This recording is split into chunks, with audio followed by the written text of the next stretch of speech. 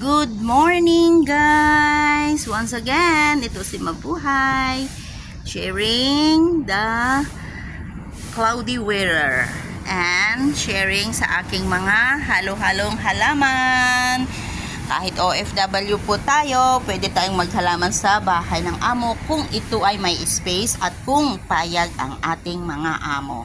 So ayan guys, ipiflex ko ang aking mga halaman. Ayan. Dati hindi ako nakakapagtanim guys dahil itong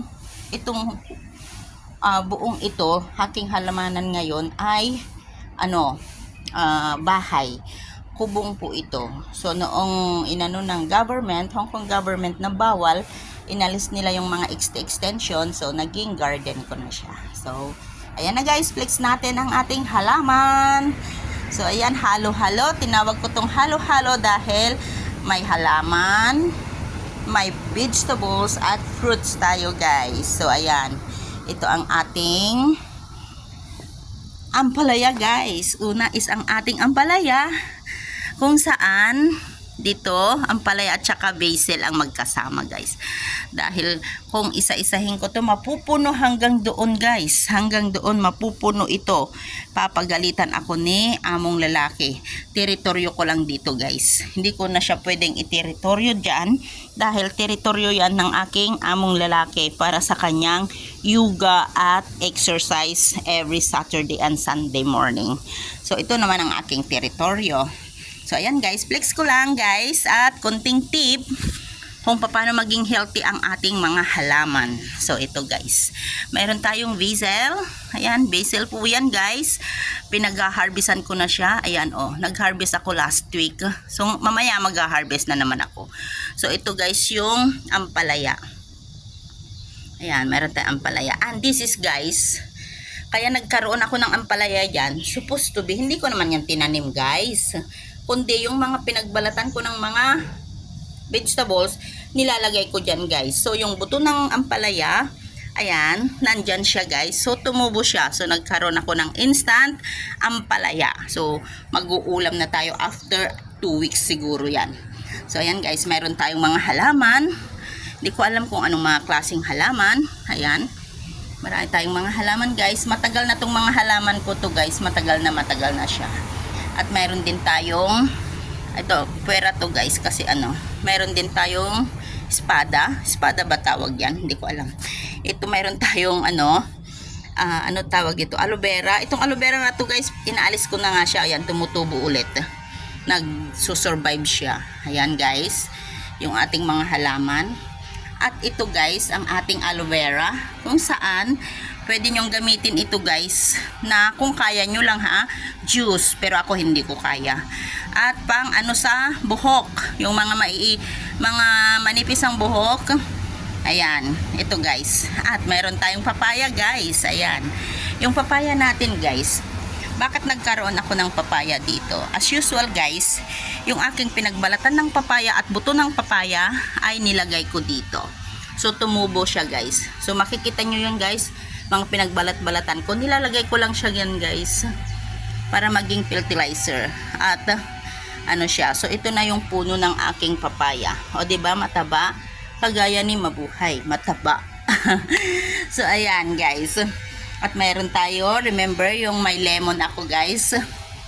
Ito yung kanyang paso, yung lemon ko guys. Ay, naputol na guys, sa kakabidyo ko naputol.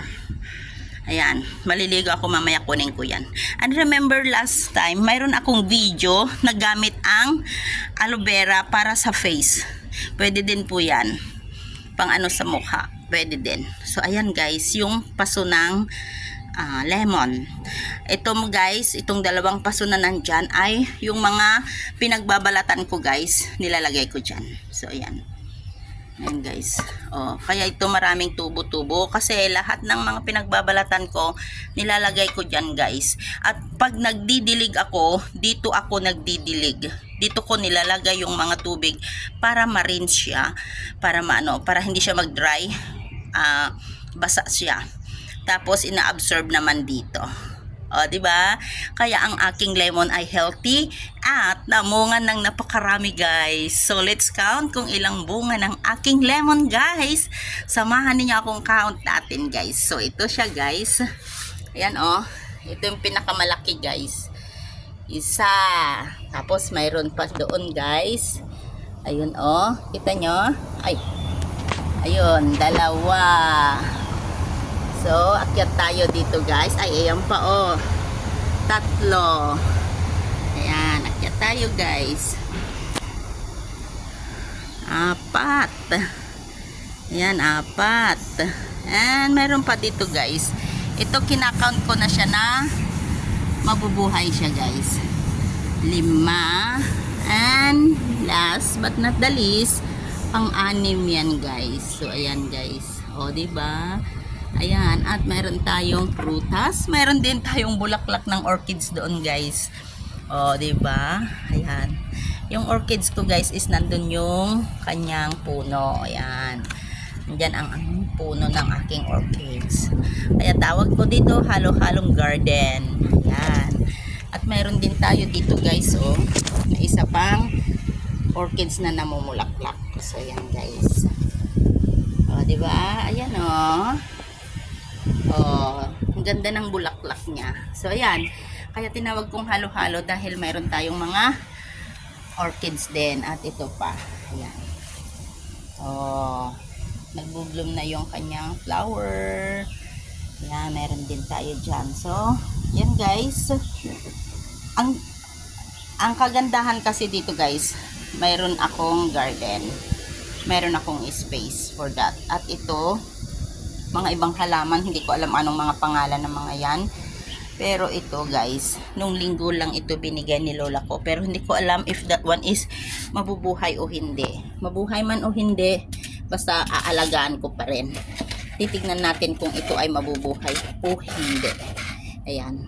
Ang idinilig ko lang yan, guys. Dinilig ay yung pinaghugasan ng bigas. Yan. Isang tip, lahat ng mga gulay-gulay o prutas-prutas na inyong binabalatan, ilagay lang ninyo sa mga halaman ninyo, guys. So, ilagay sa isang paso at doon didiligan ninyo araw-araw.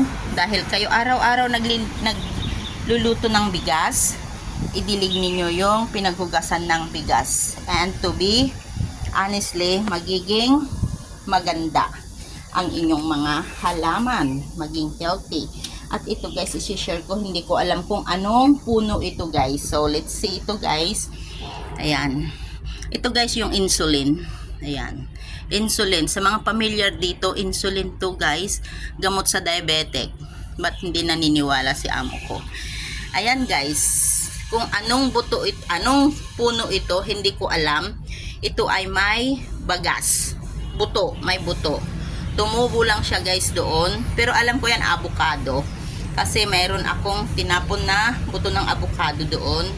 So, avocado ang alam ko yan, guys. So, let's see. Sundan natin ito, guys, kung anong puno yan. Anong buto. So, ayan, guys. Kasi, ayan. Yung mga pinagbalatan nyo, guys, ha? Ayan, oh. Gawin ninyong useful ang lahat. Ayan. So, ayan, guys. Maraming salamat sa inyong lahat. Flex lang ang ating mga halaman. Ayun. Kaya natawag na halo-halo dahil ayan. Mayroon tayong prutas, vegetables, herbal, at halaman talaga. So, ayan, guys. Thank you for watching. And this is Mabuhay. Once again, nagsasabi sa inyo na habang may buhay, may pag-asa. So, ayan, guys. Nandito lang tayo sa likod ng KCR. Ayun yung KCR. Ayan. Ito ang weather sa Hong Kong this time. Makulimlim siya, guys, na may kasamang ulan-ulan.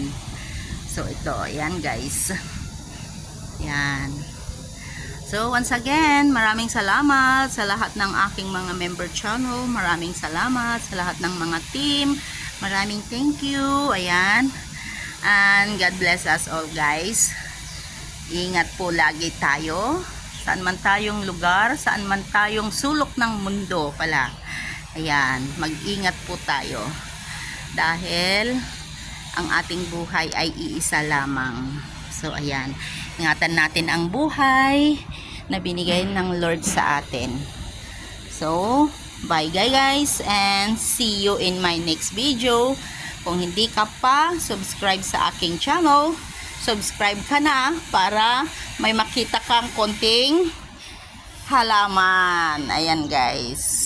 So, lahat ng mga pinag-ano ninyo ng vegetables guys, mga pinag-anuhan ng bigas, hugas ng bigas, huwag nyong itapon guys. Itapon ninyo sa mga halaman ninyo para ito ay pakinabangan ng husto ng ating mga halaman.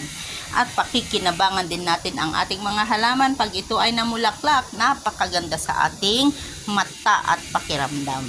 And ganon din ang ating mga tinatanim na gulay. So, ayan guys. Maraming thank you and see you around. Thank you for watching. Bye-bye.